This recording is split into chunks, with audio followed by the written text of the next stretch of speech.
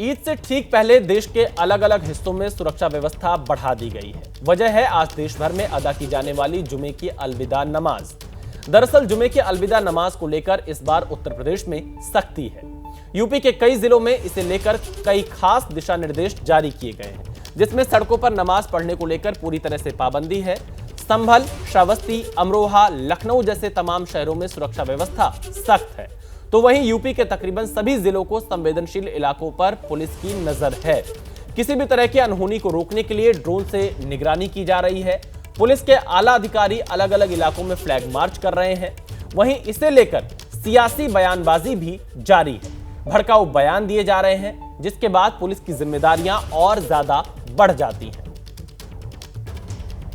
तो आप ये 4 तस्वीरें देख रहे हैं संभल, श्रावस्ती, अमरोहा और मुरादाबाद से, जहां पर पुलिस के द्वारा फ्लैग मार्च किया जा रहा है। रैपिड एक्शन फोर्स के जवान संभल में आपको नजर आएंगे, श्रावस्ती में भी आरएएफ के जवान फ्लैग मार्च कर रहे हैं, अमरोहा में यूपी पुलिस सतर्क मोड में दिखाई दे रही है, मुरादाबाद में भी यूपी पुलिस के जो वरिष्ठ अधिकारी हैं वो सड़कों पर नजर आ रहे हैं। आज अलविदा की नमाज है और जिसको लेकर सुरक्षा व्यवस्था खासतौर पर उत्तर प्रदेश में चाक चौबंद की गई है, क्योंकि जो निर्देश दिए गए कि सड़क पर नमाज नहीं पढ़नी होगी, छत पर नमाज नहीं पढ़ पाएंगे। मेरठ पुलिस तो यहां तक कह रही है कि अगर सड़क पर नमाज पढ़ने निकले तो पासपोर्ट और लाइसेंस तक रद्द हो सकता है। आगे बढ़ते हैं। अलविदा की नमाज को लेकर समाजवादी पार्टी के सांसद रामजी लाल सुमन की प्रतिक्रिया सामने आई है। रामजी लाल सुमन ने कहा है कि मुसलमान की नीयत पर लगातार सवाल उठाए जा रहे हैं। कांवड़ यात्रा के दौरान भी ऐसा ही हुआ था। साथ ही उन्होंने कहा कि मुसलमान पहले भी नमाज करता था, आगे भी करेगा। इसके लिए प्रशासन को इंतजाम करना चाहिए।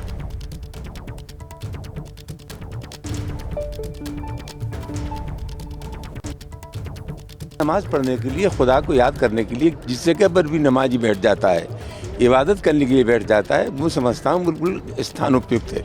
लेकिन जोड़िए इससे कि लगातार मुसलमानों की नीयत पर शक, कांवड़ यात्रा के दौरान कह दिया गया कि इनके घरों पर लिख दीजिए कौन हिंदू कौन मुसलमान।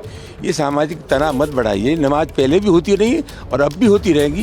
पहले भी प्रशासन व्यवस्था करता था और मैं समझता हूँ अगर प्रशासन की नीयत में खोट नहीं है तो निश्चित रूप से प्रशासन भी इस बार समुचित व्यवस्था करेगा। वहीं अलविदा नमाज को लेकर दिल्ली एआईएमआईएम के नेता शोएब जामई की प्रतिक्रिया सामने आई है। शोएब जामई ने कहा कि नमाज को लेकर बीजेपी गलत बयानबाजी कर रही है। ये संभल या मेरठ नहीं, दिल्ली है। मस्जिद में जगह कम पड़ी तो सड़क पर होगी नमाज। वहीं बीजेपी ने शोएब जामई के बयान पर पलटवार भी किया है।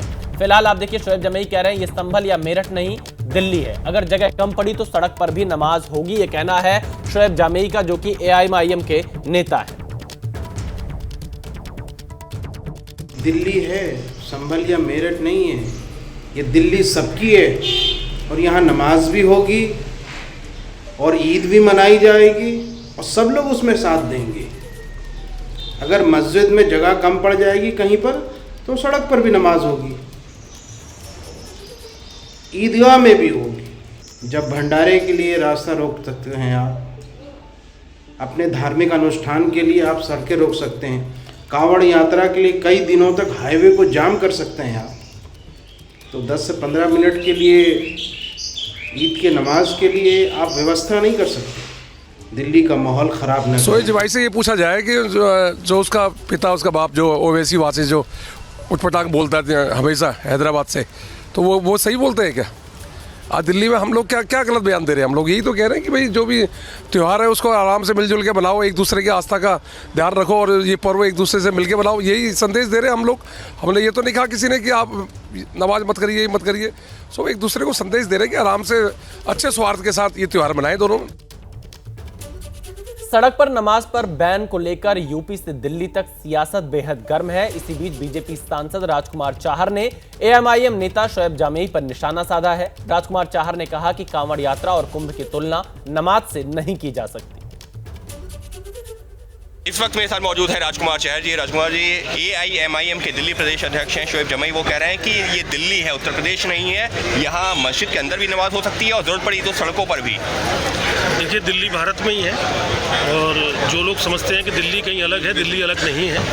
दिल्ली राजधानी है देश की और कानून व्यवस्था राजधानी से चलकर पूरे देश में रहती है। किसी को अधिकार नहीं है, आप धार्मिक व्यक्ति हो, नमाज है, जुमे की नमाज आप पढ़ रहे हो, रमजान चल रहे हैं, उसको अपने अपवित्र करना चाहते हो। मुझे लगता है ऐसे लोगों को धर्म से कोई लेना देना नहीं है, ये पूरी राजनीति करते हैं, इनको ये अधिकार नहीं है किस तरह की राजनीति करें। और गरीब भोले भाले जो वंचित पीड़ित शोषित हैं, जो कांग्रेस के ज़माने में लंबे समय तक मुसलमान रहा, उसके हक को भी छीनने का काम ये लोग कर रहे हैं। लेकिन सर वो तो ये भी कह रहे हैं ना कि जब कांवड़ यात्रा निकलती है कई दिनों तक सड़कें बंद रहती हैं, अगर 15 मिनट के लिए एक रास्ता बंद भी हो गया, सड़क बंद भी हो गई तो क्या दिक्कत है? देखिए 15 मिनट का ही काम है ना, कांवड़ यात्रा तो दिनों दिन निकलती है ना, लगातार इतनी बड़ी भीड़ जाती है। अब कांवड़ यात्रा से और कुंभ से तुलना आप नमाज की नहीं कर सकते ना, नमाज मस्जिद में होती है ना, पूजा मंदिर में होती है, तो नमाज आप सड़क पर कैसे पढ़ सकते हैं?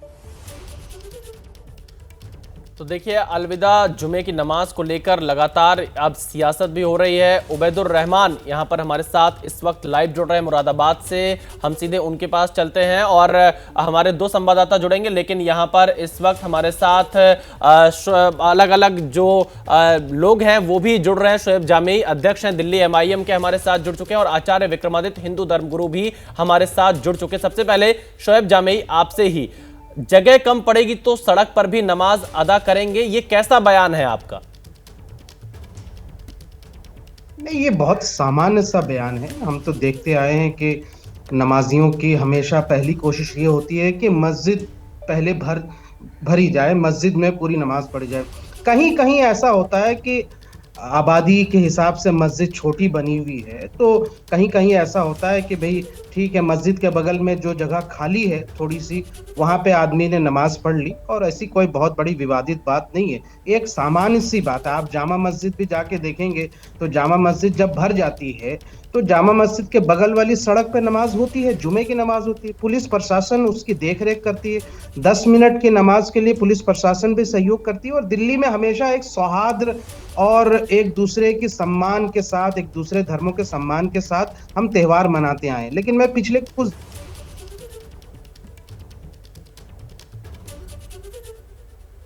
लगता है शोएब जामेई से संपर्क अभी हमारा टूट गया है। जब वो हमारे साथ दोबारा जुड़ेंगे हम उनसे बातचीत करेंगे। लेकिन आचार्य विक्रमादित्य से भी बातचीत कर लेते हैं। आचार्य विक्रमादित्य, शोएब जामेई कह रहे हैं अगर जगह कम पड़ी मस्जिद में तो सड़कों पर भी नमाज अदा करेंगे। ये उत्तर प्रदेश नहीं, ये दिल्ली है।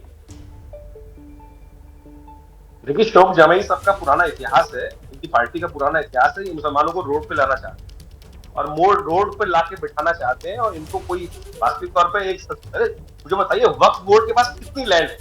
9.5 लाख एकड़ लैंड। क्या कर रही है वो लैंड? कौन कब्जे कर रखा है उसको? क्यों नहीं बनाते मस्जिद? अरे मस्जिद छोटी पड़ती है तो उसके बाद मस्जिद बना दो।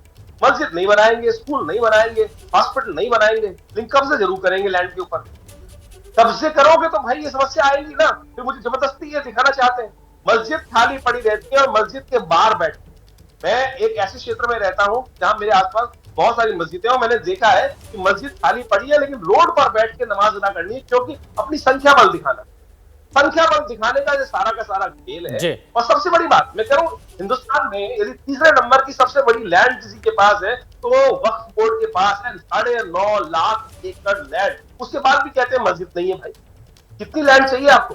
9.5 लाख एकड़ में कितने लोग बैठ जाएंगे? कहाँ बैठ जाएंगे? कितनी जगह स्थिति हो जाएगी? लेकिन ये सारा का सारा खेल जो है कुछ और है। आम आदमी को समझ आना चाहिए। इनकी राजनीति रही है शुरू से इस देश के अंदर, जब से इस्लाम आया इनको राजनीति रही है संख्या बल दिखाओ, ये धर्म नहीं। देखिए, आचार्य विक्रमादित्य कह रहे हैं कि संख्या बल दिखाने के लिए शोएब जामेई ये कह रहे हैं कि सड़क पर नमाज के लिए आना चाहिए। शोएब जामेई, कि आप संख्या बल दिखाना चाह रहे हैं और आप ये क्यों कह रहे हैं कि ये उत्तर प्रदेश नहीं दिल्ली है? क्या बताना चाह रहे हैं आप इसके माध्यम से?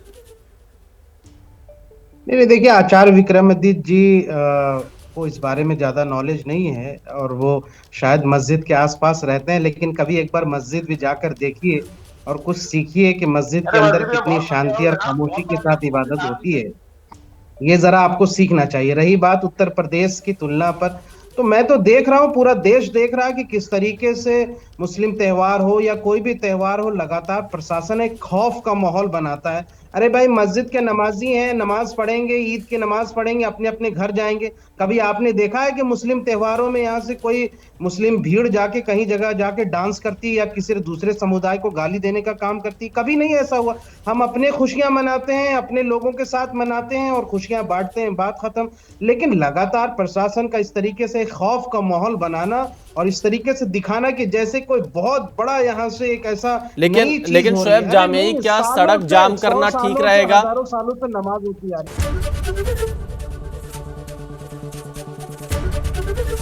है। एबीपी गंगा, खबर आपकी, जुबान आपकी।